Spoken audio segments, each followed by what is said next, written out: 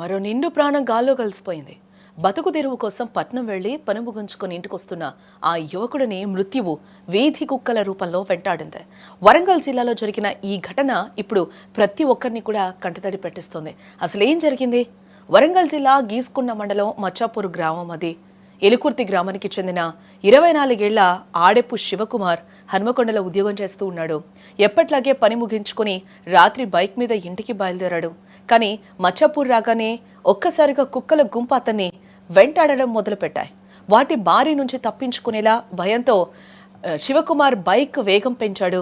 ఆ కంగారులో వాహనం అదుపు తప్పి పక్కనే ఉన్న డ్రైనేజ్లో ఒకసారిగా పడిపోవడం జరిగింది. తీవ్ర గాయాలతో అక్కడికక్కడే ఆ యువకుడు ప్రాణాలు వదిలాడు. చేతికొచ్చిన కొడుకిలా రోడ్డు పాలు కావడంతో ఆ తల్లిదండ్రుల రోదన్లు మిన్నంటాయని చెప్పుకోవచ్చు. ఈ ఘటనతో స్థానికులు భగ్గుమంటూ ఉన్నారు.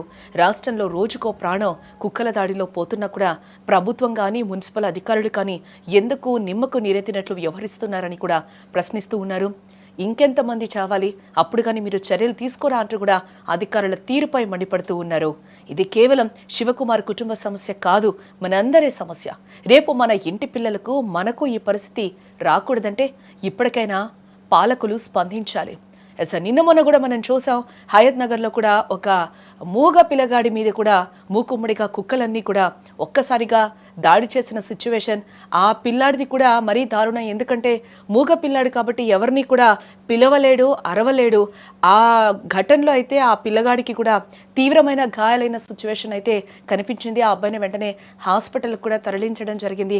నెటిజన్స్ అందరూ కూడా అడుగుతున్న ప్రశ్న ఇదే కావచ్చు.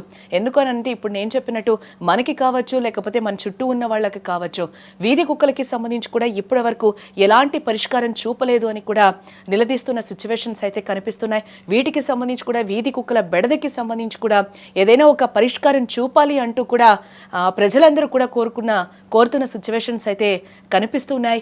ఈ వీడియోను షేర్ చేసి అధికారులు కళ్ళు తెరిపించండి.